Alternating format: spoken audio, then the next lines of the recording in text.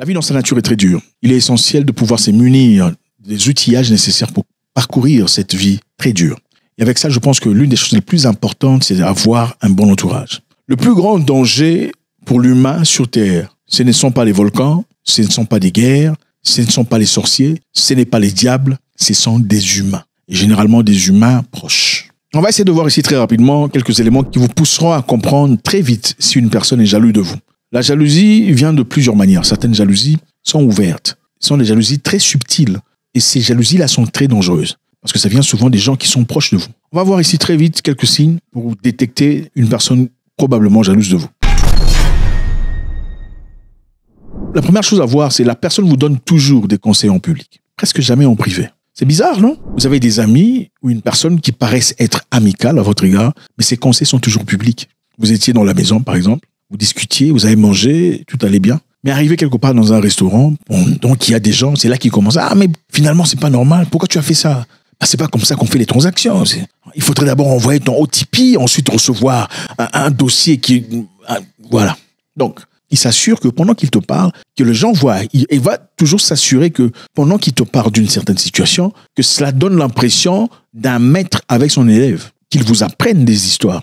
Son besoin ici, ce n'est pas de vous améliorer. Ce n'est pas ça qui l'inquiète. Il n'est vraiment pas ça pour ça. Son besoin principal ici, c'est de vous humilier subtilement et vous donner l'impression d'être supérieur. Un sentiment de supériorité à votre égard. Faites très attention.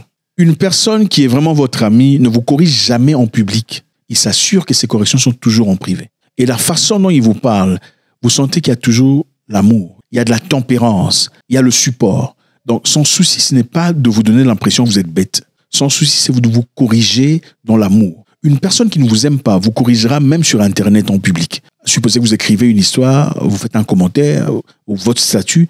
Cette personne viendra vous contredire de manière insultante. Ce n'est pas votre ami. Parce que si vraiment elle vous aimait pour de vrai, même si vous racontez des bêtises, elle ne commentera pas. Même si ce que vous écrivez sont des bêtises, elle ne viendra pas vous contredire de manière à vous faire passer pour un idiot. Cette personne viendra inbox et vous enverra un message. Mon cher, c'est quoi l'histoire que j'ai écrite là? Ça paraît pas génial. Numéro 2. Une personne qui disparaît à chaque fois que vous faites quelque chose de grand et jamais ne vous félicite. Vous accomplissez quelque chose, trouver un bon boulot par exemple, c'est un accomplissement. Ah oui, beaucoup de personnes cherchent des opportunités de vie. Quand vous trouvez un bon boulot, un bon moyen de survie, vous trouvez un catalyseur de réussite, la personne disparaît. Vous ouvrez une grande boutique, un établissement, vous commencez quelque chose de grand dans l'industrie, peu importe, la personne n'est jamais là pour vous acclamer. Donc je disais, la personne qui disparaît sans vous féliciter, sont ces gens-là. Parce que normalement, une personne qui vous aime ne disparaît jamais quand vous réussissez. C'est elle qui acclame, ok, quand vous réussissez. Elle s'assure que tout le monde sache. Elle s'assure que tout le monde soit informé que vous avez réussi dans tel ou tel domaine. Et ce sont ces personnes qui publient vos histoires, qui partagent vos accomplissements. Ce sont ces personnes qui parlent de vos entreprises. Mais une personne jalouse de vous, même si elle reçoit, par exemple, elle va quelque part, voilà, on cherche un constructeur, un agent de construction, une personne experte, elle ne parle pas de votre business, sachant que vous êtes un expert, ou vous vous débrouillez assez bien dans cette histoire. Mais vous entendrez par hasard, pendant les conversations, en train de dire « Ah, en fait, un jour, j'étais avec un monsieur là, tout ça, il cherchait une entreprise de construction, mais pourquoi tu me parles ?»« Oh, j'avais complètement éboué. » C'est ça. Ce n'est pas très compliqué. Celui qui vous aime, vous sentez une pression positive. Une personne qui ne vous aime pas, vous sentez que même votre tenue vis-à-vis de cette personne n'est pas fluide comme de l'eau. Ce n'est pas automatique. C'est toujours mécanique. Numéro 3. Troisième chose qu'il faudrait regarder chez une personne potentiellement jalouse de vous. Cette personne ignore vos réalisations et donne l'impression qu'elles sont totalement normales. Une personne qui ignore vos réalisations, c'est-à-dire vous faites des choses grandes. Il dira, bon, écoute, on l'a embauché en tant que modèle chez Chanel, c'est-à-dire mannequin chez Chanel, mais bon, c'est très bien, je suis content pour elle, mais bon, elle n'est pas la première personne. Il y a d'ailleurs une fille là-bas dans le quartier qu'on avait pris chez Gucci il y a quelques années. Celle-là, tu l'as vue, mais elle a réussi, elle conduit des Rolls-Royce, de Mercedes. Donc, elle a quitté le sujet qui était toi, ta réussite à toi, pour parler d'une autre personne qui a peut-être fait mieux que toi. Pourquoi? Parce que son désir principal est de bouger l'appréciation de toi à une autre personne. Son souhait n'est pas de te voir briller.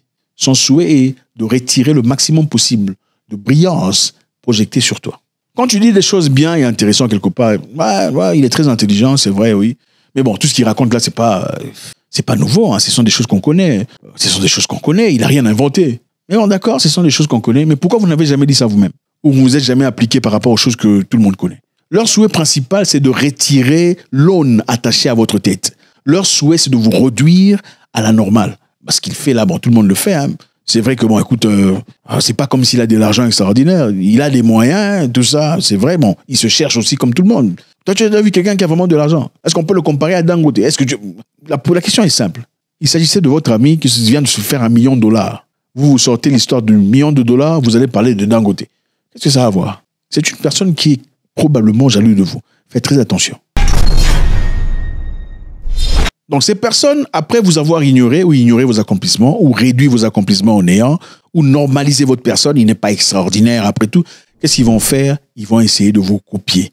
Ils vont essayer de vous copier. Après vous avoir critiqué sur ce que vous faites, ils essaieront de vous copier exactement sur votre maison, votre application. Supposez que cette personne est venue dans votre maison, okay, dans le passé, venue dans votre maison pour vous voir.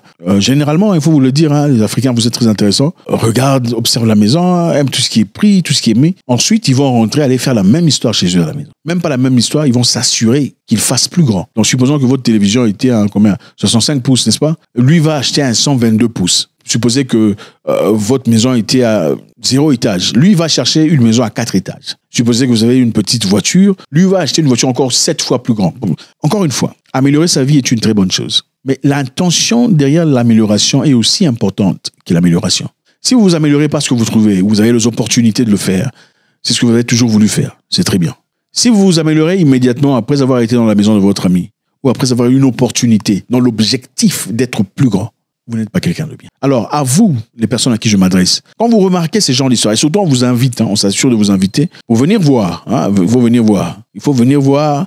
Comme j'étais dans le passé, ce n'est plus comme je suis aujourd'hui. Et il n'y a absolument rien par rapport à ça. Seulement, c'est l'intention. On sent l'intention dans l'air. Okay? Quand quelqu'un te fait venir chez lui à la maison pour voir, bon, amenez-moi donnez-moi la bouteille de Muscador. Donnez-moi la bouteille de... Est-ce qu'il y a des hamburgers ou des pizzas? Bon, écoutez, faites des grillades.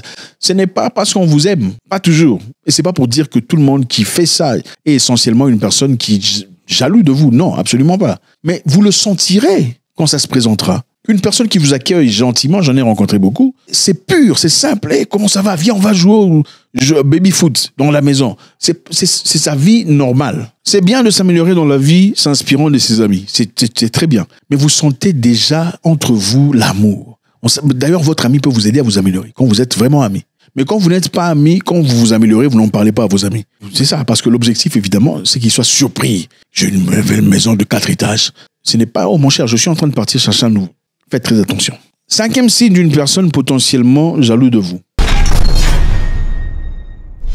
Ces critiques à votre égard sont toujours émotionnellement chargées.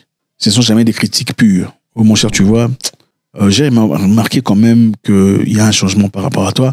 Ce n'est pas bien. Moi, on ne te connaît pas comme ça. On sait que tu es un travailleur, un batailleur.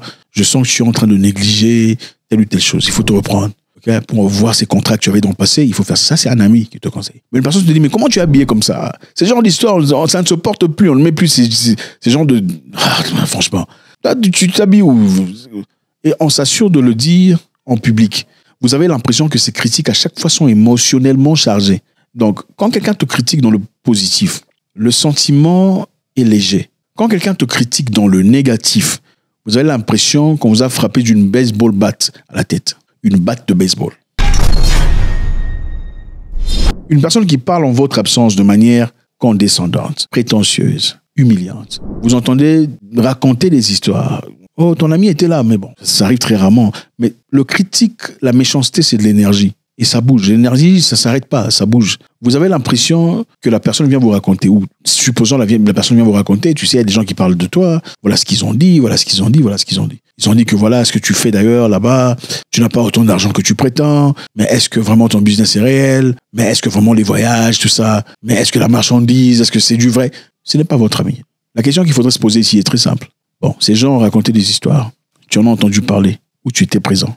Si tu étais présent, pourquoi se sont-ils sentis à l'aise ou assez à l'aise pour parler ainsi de moi, qui suis ton ami? C'est ça la question qu'il faut se poser. Parce qu'un vrai ami, c'est pas ça. Hein? Un vrai ami te dira, il faut la fermer. Pourquoi tu parles de lui? Tu ne le connais pas. Ou soit il faut attendre quand vous serez seul. Alors là, vous parlerez de lui. Pas en ma présence. Ça, c'est un ami. Même si c'est un autre, il est en train de s'adresser à un autre ami à lui. Il dira à son autre ami, mon cher, parlons pas de lui, hein. Chacun a ses erreurs, ses histoires. Ça ne nous regarde pas. Concentrons-nous sur nous. Mais s'il est là en train d'écouter, ah oui, ils ont dit, viens te dire. C'est vrai que tu peux avoir une personne qui, voilà, ton espion, ça c'est autre chose. Mais lui, il n'est pas ton espion. Il n'est pas celui-là. En tout cas, pas officiellement ou officieusement. Pourquoi il était là pendant qu'on parlait de toi? Il était à l'aise. Point d'interrogation. Alors, en récapitulation, très simple.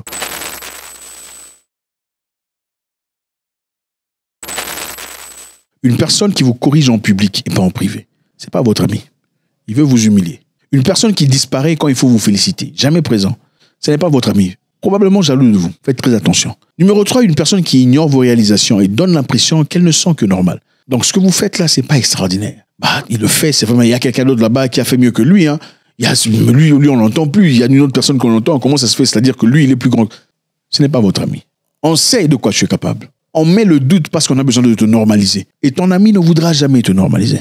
Ton ami voudra toujours te pousser dehors. Les amis, les vrais amis d'ailleurs, vous agrandissent plus que vous n'êtes. On parle de vous comme si vous étiez extraordinaire. Celui qui n'est pas vraiment votre ami dit, bon, écoute, c'est vrai, elle a été ceci, mais bon, il n'y a pas que elle, hein, il y a plus. Ça, c'est improbable, jaloux de toi. Numéro 5, ils vous copient. Ils viennent vous copier.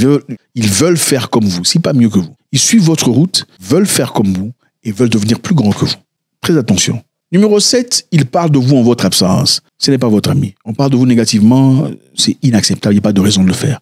La vie est compliquée, les amis, la vie est dure. Il faut se munir des outillages nécessaires pour savoir comment marcher, parcourir cette histoire qu'est la vie, parcourir cette mission qu'est la vie. God bless.